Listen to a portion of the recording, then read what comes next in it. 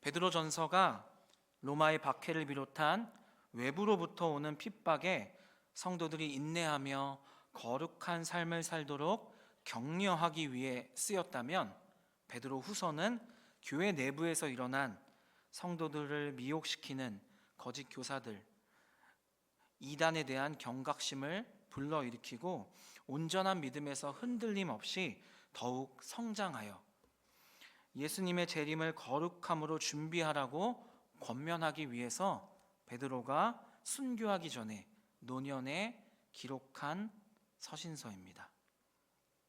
특별히 베드로는 그 당시 성도들, 그리고 지금 우리가 세상의 정욕과 거짓 가르침에 빠져 실족하지 않을 방법을 베드로후서 1장에 분명하게 기록하고 있습니다. 오늘 베드로후서 1장 말씀을 통해 우리가 어떻게 하면 지금도 성도와 교회를 유혹하여 실족하게 하려고 넘어뜨리려는 이 세상의 정욕과 거짓 가르침에 빠지지 않고 우리를 부르시고 택하신 하나님의 구원의 은혜를 견고하게 할 수 있는지 두 가지 방법을 함께 살펴보도록 하겠습니다. 첫 번째 방법입니다. 함께 읽겠습니다. 시작. 부르심과 택하심을 굳게 하라. 첫 번째 방법은 우리의 부르심과 택하심을 굳게 하는 것입니다. 10절 말씀을 우리 다시 한번 함께 큰 목소리로 읽겠습니다. 10절입니다. 시작. 그러므로 형제들아 더욱 힘써 너희 부르심과 너희가 이것을 행한즉 언제든지 실족하지 아니하리라. 아멘. 우리가 세상 정욕과 이 거짓된 가르침에 빠져 실족하지 않을 수 있는 방법, 그 첫 번째를 베드로는 우리의 부르심과 택하심을 굳게 하는 것이라고 말합니다. 10절 말씀이 말하는 이 부르심 그리고 택하심은 구원과 관련된 핵심 개념입니다. 서로 분리되기보다는 하나의 구원 과정 안에서 연결된 개념으로 이해해야 합니다. 먼저 부르심은 하나님께서 복음을 통해서 죄인인 우리를 예수 그리스도께로 초대하는 행위를 말합니다. 단순히 외적인 초청이 아니라 삶을 완전히 변화시키는 초청입니다. 삶의 방향성을 완전히 바꾸는 것입니다. 거룩한 삶으로의 초대이며 새로운 정체성을 부어주시는 겁니다. 새로운 정체성으로의 부르심입니다. 그리고 택하심은 인간의 공로가 아닌 하나님의 주권적 은혜로 말미암아 우리가 구원 계획에 참여하게 되는 것을 의미합니다. 오직 하나님의 은혜로 내가 구원받고 그리고 하나님의 구원의 복음을 세상에 전하는 자로 쓰임받게 되는 것을 의미하는데, 이것이 바로 본문이 말하는 택하심입니다. 이 부르심과 택하심을 굳게 하기 위해서 더욱 힘쓰라고 베드로는 권면합니다. 여기서 더욱 힘쓰라는 말씀에서 이 굳게 하고 힘쓰라는 이 말씀에서 굳게 하라는 말씀의 의미는 견고하게, 확실하게 하라는 의미입니다. 확고하게 드러내라는 의미입니다. 분명해지게 하라는 뜻입니다. 그리고 더욱 힘쓰라는 말씀의 의미는 지금의 신앙 수준에서 만족하고 안주하지 말고 신앙의 진보를 위해서 더욱더 노력해야 한다고 명령하는 것입니다. 즉 더욱 힘써 너희 부르심과 택하심을 굳게 하라는 이 말씀은 네가 하나님의 부르심을 받았고 택하심을 입은 사람이라는 그 사실이 너의 삶 속에서 모호해지지 않게 너의 정체성을 붙들고 발전시키라는 의미입니다. 베드로는 10절 말씀이 말하는 이 과거의 하나님의 주권적인 결정에서 나오는 이 부르심과 택하심이 바로 현재 내가 붙들고 발전시키고 있는 나의 정체성이라고 1절에서 고백하고 있습니다. 우리 베드로후서 1장 1절 말씀을 다시 한번 함께 읽겠습니다. 시작.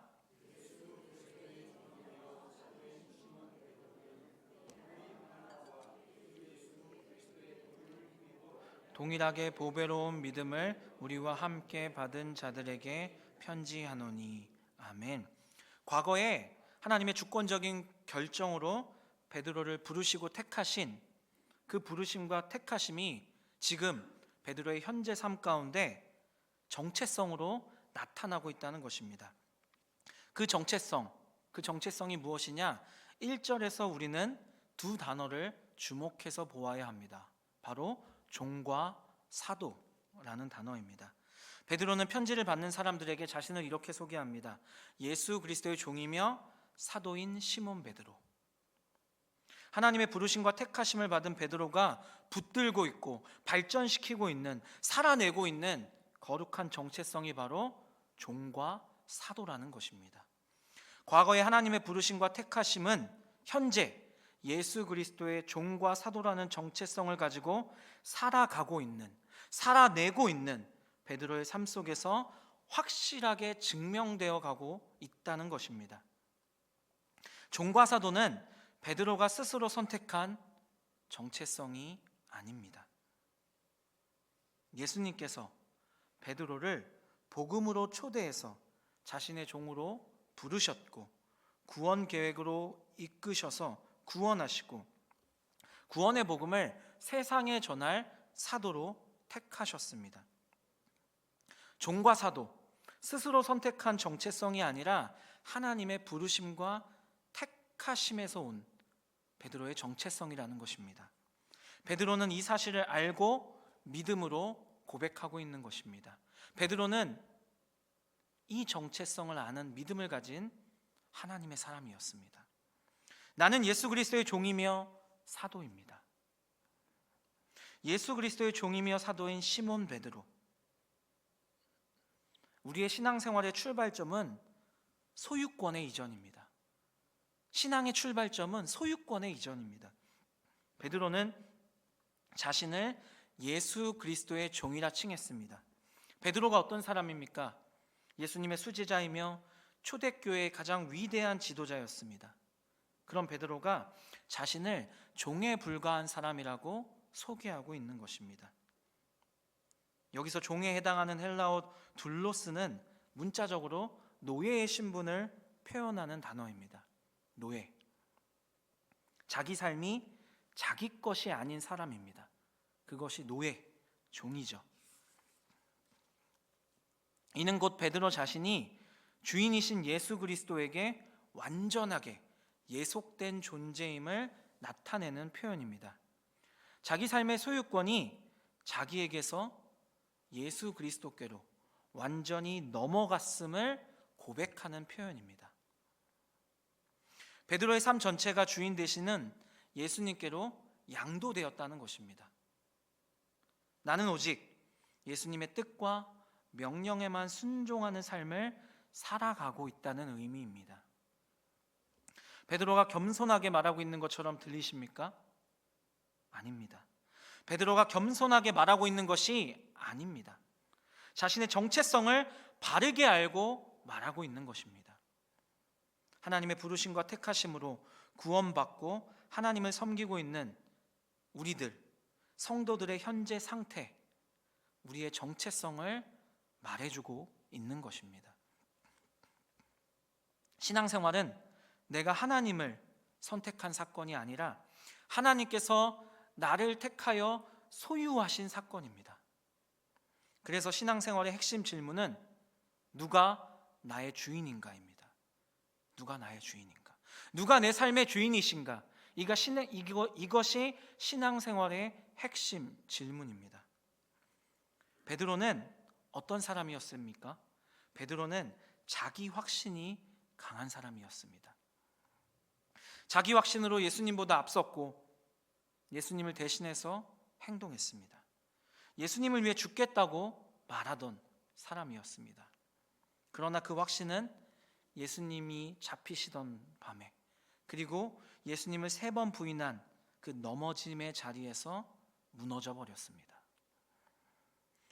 베드로는 자기의 삶의 주인일 때 완전히 실패했지만 부활하신 예수님이 자기 삶의 주인 되실 때 다시 예수 그리스도의 종으로, 사도로 세워졌습니다. 그래서 베드로는 1절에서 수신자들에게 자기를 소개할 때, 자기의 정체성을 말할 때 사도보다 종을 먼저 말하는 것입니다.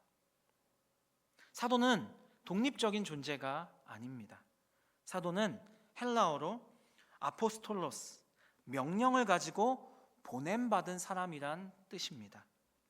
마태복음 10장 5절의 말씀, 예수께서 이 12를 내보내시며 명하여 이르시되 라는 이 표현에서 유래된 단어입니다. 사도라는 단어가 가진 의미는 굉장히 중요합니다. 명령을 가지고 보냄을 받았다. 누군가에게 명령을 받았고 그 명령을 수행하기 위해 어딘가로 보냄받았다는 뜻이죠.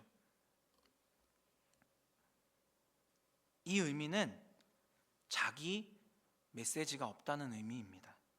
사도는 자기 뜻대로 움직이지 않습니다. 받은 명령에 자기 생각을 더하지도 않고요, 자기 해석과 판단을 앞세우지도 않습니다. 그러니 사도는 먼저 예수 그리스도의 종이 되지 않으면 존재할 수 없는 직분인 것입니다. 예수 그리스도의 종이 되지 않으면 존재할 수 없는 정체성이 바로 베드로가 말하고 있는 사도라는 정체성입니다. 1절 후반부의 말씀을 보십시오. 우리 하나님과 구주 예수 그리스도의 의를 힘입어 동일하게 보배로운 믿음을 우리와 함께 받은 자들이라는 표현이 나옵니다. 베드로는 사도와 성도의 믿음을 구분하지 않습니다. 같다라고 말합니다. 믿음의 가치는 직분으로 결정되는 것이 아닙니다. 믿음의 근거로 결정됩니다. 우리 하나님과 구주 예수 그리스도의 의를 힘입어 받은 믿음, 그 근거로 결정되는 것입니다. 믿음은 우리의 결단이나 노력이 아니라 우리 하나님과 예수 그리스도의 의에 근거합니다. 그래서 사도와 성도의 믿음이 같은 것입니다. 베드로도 그렇게 고백하고 있는 것입니다. 사도가 받은 믿음과 이방인으로서 그리스도인 된 형제들이 받은 믿음이 같습니다. 모두가 우리 하나님과 예수 그리스도의 의에 근거한 보배로운 믿음이기 때문입니다. 예수님을 믿고 성도된 우리는 사도가 아닙니다. 사도라고 불릴 수 없습니다. 하지만 우리는 예수 그리스도의 의를 힘입어 사도인 베드로와 같은 보배로운 믿음을 하나님께로부터 함께 받은 자들입니다. 함께 받은 성도입니다. 그리고 교회는 사도적 기초 위에 세워져 있습니다. 우리를 부르시고 택하신 하나님께서 우리에게 주신 정체성은 바로 사도적 사명을 가진 예수 그리스도의 종입니다. 사도적 사명을 가진 예수 그리스도의 종, 이것이 부르심과 택하심을 입은 바로 우리의 정체성입니다. 사도적 사명을 가진 예수님의 종들이 모인 공동체인 교회는 새로운 복음을 만드는 곳이 아닙니다. 예수님께서 우리에게 맡기신 복음을 그대로 보존하고 그대로 전달하는 곳입니다. 그래서 교회는 언제나 자기의 목소리를 경계해야 합니다. 새로운 것이 아니라 예수님께서 우리에게 맡기신 성경이 말하는 하나님 나라의 복음만을 온전히 보존하고 온전히 세상에 전해야 하는 것입니다. 이것이 하나님께서 우리를 부르시고 택하신 이유이며 사도적 사명을 가진 예수 그리스도의 종이라는 그 정체성을 우리에게, 교회들에게 주신 이유입니다. 우리는 이 부르심과 택하심을 굳게 해야 합니다. 견고하게 해야 합니다. 우리의 정체성을 붙들고 발전시켜 나가야 합니다. 그래야 교회를 유혹하고 실족하게 하는 세상 정욕과 거짓 가르침에 빠져 실족하지 않고 끝까지 믿음을 지키며 우리에게 맡겨진 사명을 완수하고 11절의 말씀처럼 예수 그리스도의 영원한 나라에 넉넉히 들어갈 수 있게 되는 것입니다. 두 번째 방법을 함께 읽도록 하겠습니다. 우리가 세상의 유혹과 거짓 가르침에 넘어지고 실족하지 않을 수 있는 방법 두 번째입니다. 함께 읽겠습니다. 시작. 하나님을 아는 온전한 지식을 소유해야 한다. 두 번째 방법은 하나님을 아는 온전한 지식을 소유하는 것입니다. 두 번째 방법은 첫 번째 방법과 하나로 연결되어 있습니다. 우리의 부르심과 택하심을 견고하게 하는 구체적인 방법, 그것이 바로 하나님을 아는 온전한 지식을 소유하는 것입니다. 부르심과 택하심을 견고하게 해야 되는데 견고하게 하는 방법이 바로 하나님을 아는 온전한 지식을 소유하는 것이라는 것입니다. 베드로후서, 이 베드로후서의 수신자는 누구일까요? 베드로전서 1장에 나오는 것처럼 우리 하나님과 구주 예수 그리스도의 의를 힘입어 동일하게 보배로운 믿음을 우리와 함께 받은 자들, 그들이 베드로후서의 수신자들입니다. 베드로전서와 마찬가지로 이 소아시아 지역에 흩어져 있던 나그네 된 성도들, 그들이 베드로후서의 수신자들입니다. 박해와 거짓 교사들의 이단적 가르침으로 인해 영적으로 어려움을 겪고 있던 초대교회 성도들이 바로 베드로후서의 수신자들입니다. 그들에게 베드로는 권면하고 있는 것입니다. 너희는 예수 그리스도의 종이며 예수 그리스도의 의를 힘입어 보배로운 믿음을 받은 자들이다. 너희 부르심과 택하심을 굳게 하라. 너희가 이것을 행한즉 언제든지 실족하지 아니하리라. 이렇게 권면하면서 베드로는 2절에서는 성도들을 축복하고 3절과 4절에서는 바른 교훈을 전해주고 있습니다. 베드로가 이런 구조로 성도들을 권면하는 이유가 있습니다. 베드로의 권면의 논리 구조를 보시면 베드로는 먼저 10절 말씀을 통해 과거에 하나님께서 너희를 부르셔서 예수 그리스도께로 인도하시고 너희를 택하셔서 구원 계획에 참여시킨 것을 기억하라고 먼저 말합니다. 그리고 1절 말씀을 통해 예수 그리스도의 종으로서의 정체성을 기억하고 너희가 받은 구원, 너희가 받은 종으로서의 정체성과 사명을 굳게 하라고 권면합니다. 그리고 2절 말씀을 통해 부르심과 택하심, 종으로서의 정체성과 사명을 굳게 하는 방법이 무엇인지를 알려줍니다. 그 방법은 나의 행위, 나의 업적, 나의 열심이 아니라 하나님과 우리 주 예수 그리스도를 더욱 깊이 알아가는 것이라고 이야기하고 있습니다. 2절 말씀을 우리 함께 읽도록 하겠습니다. 시작. 하나님과 우리 주 예수를 알므로 은혜와 평강이 너희에게 더욱 많을지어다. 아멘. 왜 알미, 정체성과 사명을 굳게 할 수 있는 방법일까요? 왜 하나님을 아는 지식이 중요할까요? 예수님을 아는 것은 단순히 어떤 사실을 깨닫는 것이 아닙니다. 우리가 예수님을 안다는 것은 남편이 아내를 알고 아내가 남편을 아는 것과 같은 체험적인 것입니다. 함께 살아가면서 함께 깊은 교제를 나누며 아는 것을 말합니다. 성도는 성경 말씀을 기반으로 하여 예수님과의 인격적인 관계를 깊이 쌓아감으로 예수님을 더 깊이 알게 됩니다. 그러므로 참된 기독교 신앙의 기반은 예수님과의 인격적인 관계를 토대로 해야지 어떠한 신비한 지식이나 영적인 것들의 몰입과 집착을 기초로 삼으면 안 되는 것입니다. 그리고 예수님과의 관계가 깊어지면 우리의 정체성은 자연스럽게 안정되고 세상 정욕과 거짓 가르침이 아니라 성경이 말하는 보배롭고 지극히 큰 하나님의 약속을 붙잡고 살아가기 때문에 우리의 구원이, 그 구원의 은혜가 흔들리지 않고 굳건해지는 것입니다.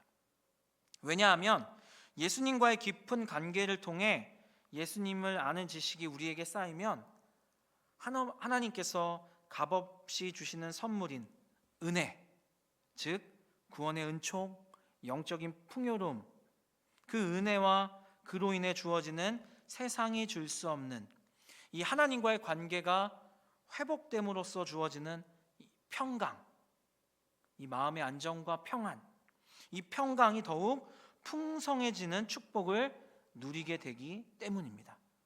그렇기 때문에 자연스럽게 우리의 정체성은 안정되는 것이고, 우리가 하나님의 약속을 붙잡고 살아가기 때문에 우리의 구원은 흔들리지 않고 굳건해지는 것이고, 우리에게 사명을 완수할 수 있는 능력이 주어지는 것입니다. 우리의 구원과 정체성 그리고 사명을 굳게 하는 방법은 이처럼 예수님을 온전히 알므로 누리는 은혜와 평강을 풍성하게 누리는 것입니다. 그런데 당시 초대교회에는 잘못된 지식을 전하는 거짓 교사들이 있었습니다. 그들의 거짓 가르침이 교회를 어지럽게 하고 성도들을 넘어지게 했습니다. 이 거짓 가르침이 영지주의 그리고 율법주의였습니다. 먼저 영지주의를 살펴보면, 영지주의는 초기 기독교 시기에 성행했던 종교 철학적 사상으로 물질 세계는 악하게 보고 영적인 지식을 통한 구원을 강조한 이단 사상입니다. 영지주의자들은 구원은 믿음이 아니라 인간의 내면에 갇힌 이 신성한 불꽃을 깨닫는 비밀스러운 영적인 지식, 영지, 이 영지를 통해서만 가능하다고 믿었습니다. 이런 영지주의자들의 거짓 가르침에 당시 초대교회 성도들의 믿음이 크게 흔들렸고 실족했습니다. 그래서 베드로는 2절 말씀을 통해 영지주의자들이 추구하는 지식, 그노시스라고 하는 이 지식은 잘못된 것이며 성도를 진정한 구원으로 이끄는 참되고 온전한 지식은 하나님과 주 예수 그리스도를 아는 지식, 에피그노시스, 이 하나님과 주 예수 그리스도를 아는 온전한 지식이고, 그 온전한 지식을 통해서만 구원의 은혜와 평강을 누릴 수 있다고 지금 베드로후서 1장 말씀에서 선언하고 있는 것입니다. 우리 주 예수 그리스도를 아는 참된 지식은 단순한 지적 이해가 아니라 하나님과의 진정한 교제를 통해 인격을 온전히 변화시키는 지식을 의미합니다. 우리의 인격이 예수 그리스도를 닮아가는 것을 의미하는 것입니다. 이러한 지식을 가지고 있는 자는 온 마음과 삶을 다해서 우리 하나님을 사랑하게 됩니다. 영지주의자들이 추구하는 지식과 베드로가 말하는 참된 지식의 차이점이 무엇인지 분명하게 보여주는 말씀이 있습니다. 우리 고린도전서 13장 12절의 말씀을 함께 읽겠습니다. 시작. 우리가 지금은 거울로 보는 것 같이 희미하나 그때에는 얼굴과 얼굴을 대하여 볼 것이요 지금은 내가 부분적으로 아나 그때에는 주께서 나를 아신 것 같이 내가 온전히 알리라. 아멘. 이 말씀에서 지금은 내가 부분적으로 아나, 이 부분적으로 아나에서 아나에 해당하는 동사가 이 영지주의자들이 추구하는 지식인 이 그노시스와 같은 의미입니다. 그리고 그때에는 주께서 나를 아신 것 같이 내가 온전히 알리라. 이 온전히 알리라에 해당하는 동사가 베드로가 말하고 있는 하나님과의 깊은 교제를 통해 하나님을 알게 되는 그 온전한 지식, 참된 지식, 에피그노시스와 같은 어근의 동사입니다. 즉 영지주의자들이 추구했던 지식은 부분적인 지식, 잘못된 지식입니다. 그걸로는 구원받을 수 없습니다. 하지만 주께서 나를 아신 것 같이 내가 하나님과 깊이 교제함으로 하나님을 온전히 알게 되면 그 참된 지식, 온전한 지식은 구원에 이르게 하는 능력이 있다는 것입니다. 우리가 하나님의 은혜와 평강을 풍성하게 누리려면 예수 그리스도를 알되 온전하게 알아야 합니다. 그리고 그 온전한 지식은 다른 데서 오는 것이 아닙니다. 신령한 체험 아닙니다. 어떠한 특별한 경험 아닙니다. 성경 말씀을 통해 우리에게 주어지는 것입니다. 예수 그리스도를 알되 온전히 알아야 합니다. 그렇지 않고는 참된 은혜와 평강을 결코 누릴 수 없습니다. 외부에서 밀어닥치는 환난 가운데 가져야 할 소망이 베드로 전서의 요지라고 한다면 보배로운 믿음을 통한 온전한 암, 예수 그리스도와의 교제를 통해 온전한 믿음에 이르는 것, 거기에서 자라가 영적 성장을 이루고 우리의 부르심과 택하심을 굳게 하라는 것이 베드로후서가 우리에게 주는 교훈입니다. 그래서 베드로는 거짓 교사와 이단의 공격에 노출된 본 서신의 수신자들에게 이러한 온전한 지식에 대해서 거듭해서 강조하고 있는 것입니다. 성도된 우리들은 하나님이 직접 자신을 계시하신 성경 말씀을 기반으로 하여 예수님과 인격적인 관계를 깊이 쌓아갈 수 있습니다. 성경 말씀을 기반으로 예수님을 만날 수 있는 것입니다. 성경을 통해서만 예수님을 더 깊이 알고 경험할 수 있습니다. 성경을 통한 온전한 지식만이 지금도 성도와 교회를 유혹하여 실족하게 하는 세상의 정욕과 거짓 가르침에 빠져 실족하지 않고 끝까지 믿음을 지키고 우리에게 맡겨진 사명을 다하고 우리를 부르시고 택하신 하나님의 은혜를 견고하게 하는 방법입니다. 그러므로 올바른 신앙의 기반은 성경을 통해 예수님을 알고 그분과 깊은 교제를 토대로 해야지 영지주의나 현대 이단들이 말하는 어떤 신비한 지식이나 영적인 것들에 대한 집착과 몰입을 기반으로 삼으면 안 됩니다. 유한한 인류는 오랫동안 자신들의 잘못된 지식과 철학적 사고방식으로 무한한 하나님을 알려고 노력했습니다. 하지만 매번 실패했습니다. 욥기 11장 7절 말씀을 함께 읽겠습니다. 시작. 내가 하나님의 오묘함을 어찌 하며 전능자를 어찌 능히 완전히 알겠느냐. 또 로마서 11장 33절도 우리에게 이렇게 말합니다. 함께 읽겠습니다. 깊도다 하나님의 지혜와 지식의 풍성하며 그의 판단은 헤아리지 못할 것이며 그의 길은 찾지 못할 것이로다. 아멘. 인간의 지식과 노력으로는 결코 하나님을 알 수 없습니다. 인간이 아무리 열심히 탐구해도 하나님을 알 수 없는 것입니다. 우리는 오직 하나님께서 자신을 계시해 주셨을 때만 하나님을 알 수 있을 뿐입니다. 베드로는 영지주의자들을 비판하며 성도들에게 권면하고 있는 것입니다. 어떤 환상적인 체험, 영적인 지식에 대해 지나치게 몰입하거나 집착하지 말고 매일 하나님의 말씀과 기도를 통해 예수님을 더욱 깊이 알기 위해 힘쓰고 하나님과 친밀한 교제를 가져야 합니다. 이렇게 권면하는 것입니다. 그것이 너희 구원의 은혜와 정체성과 사명을 굳건하게 하여 어떠한 유혹과 어떠한 거짓 가르침에도 실족하지 않는 방법이라는 것입니다. 우리도 베드로의 이 권면을 꼭 기억해야 합니다. 영지주의자들 말고도 율법주의자들 역시 초대교회 성도들을 미혹하게 하는 자들이었습니다. 율법의 의로 부르심과 택하심을 받을 수 없습니다. 부르심과 택하심을 굳게 하는 것도 인간의 노력으로 되는 것이 아닙니다. 율법은 우리를 구원할 수 없고 우리의 믿음을 견고하게 할 능력도 없습니다. 오직 예수 그리스도의 의를 힘입어 받은 보배로운 믿음으로 구원받는 것이고 하나님이 주신 능력으로 우리의 부르심과 택하심을 굳건하게 할 수 있는 것입니다. 3절 말씀을 다시 한번 읽겠습니다. 시작.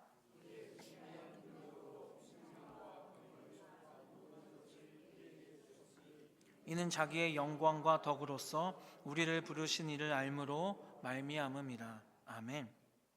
이 3절 말씀이 없다면 10절 말씀은 이렇게 우리에게 들릴 수 있습니다. 하나님이 너를 왜 부르셨는지, 너를 왜 택하셨는지 스스로 증명해봐라, 이렇게 들릴 수 있습니다. 베드로는 이런 오해를 원천 차단하기 위해서 3절의 말씀을 기록한 것입니다. 3절 말씀이 10절 말씀의 의미를 완전하게 합니다. 너희의 능력으로 부르심과 택하심을 굳게 하여 실족하지 않도록 버텨봐라, 이게 아니라 너희는 이미 그리스도의 영광과 덕으로서 우리를 부르신 예수님을 아는 바른 지식으로 말미암아 받은 신기한 능력을 받았다.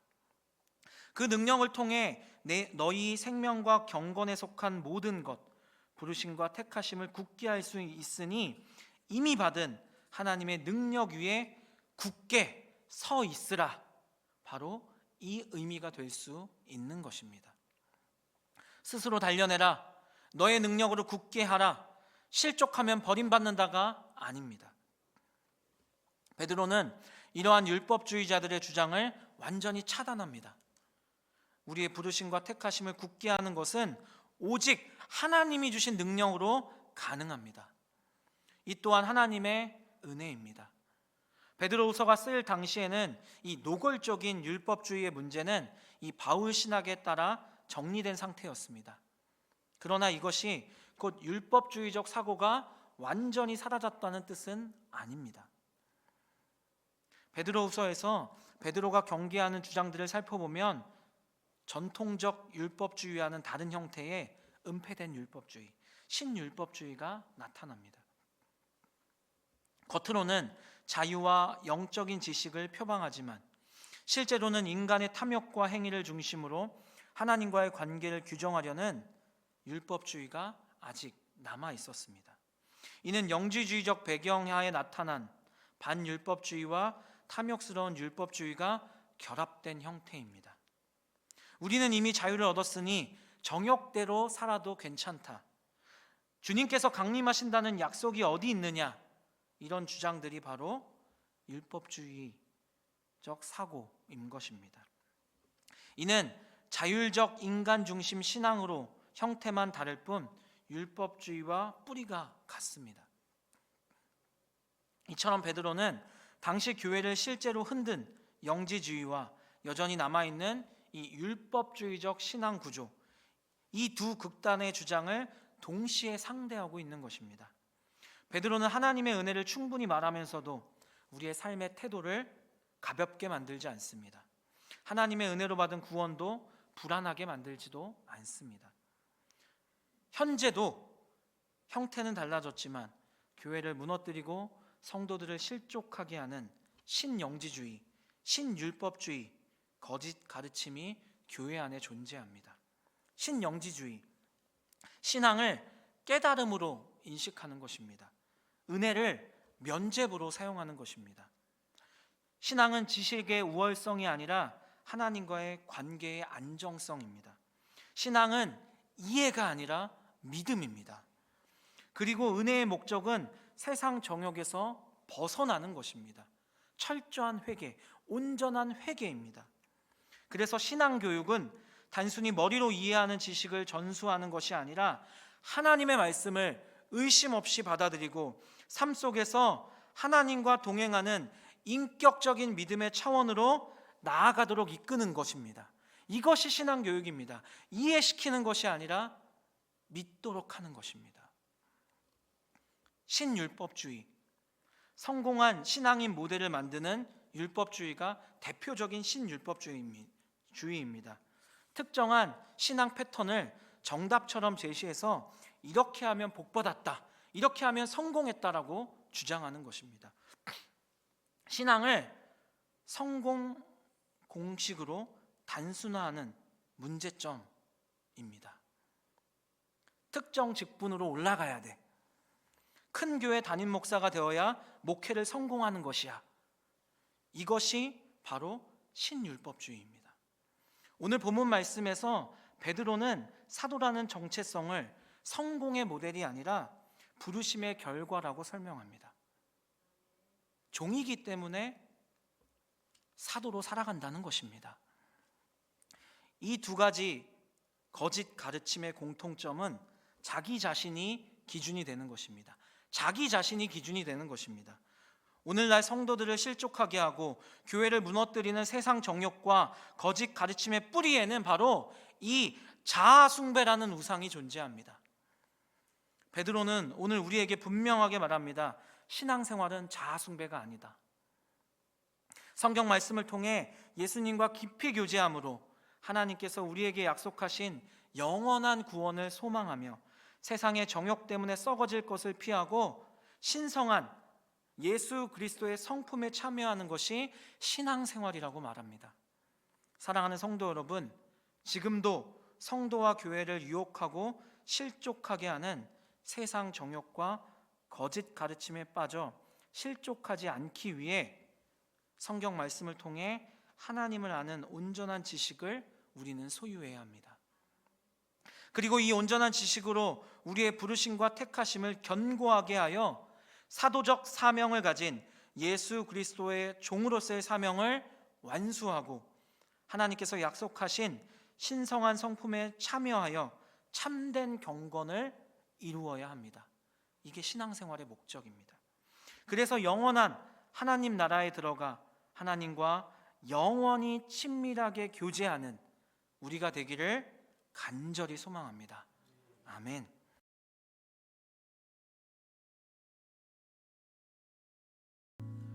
지금은 우리의 삶의 유일한 이유가 되시는 우리 주 예수 그리스도의 은혜와 우리를 너무나 사랑하셔서 자기 아들을 버리고 우리를 구원하신 하나님 아버지의 사랑과 부르심과 택하심을 굳게 하고 하나님을 아는 지식으로 충만해져 하나님을 기쁘시게 해드리기로 결단하는 여기에 머리 숙인 모든 하나님의 사람들과 우리 대치동교회 가운데 성령님의 교통하심이 항상 함께 하시길 간절히 축원합니다. 아멘.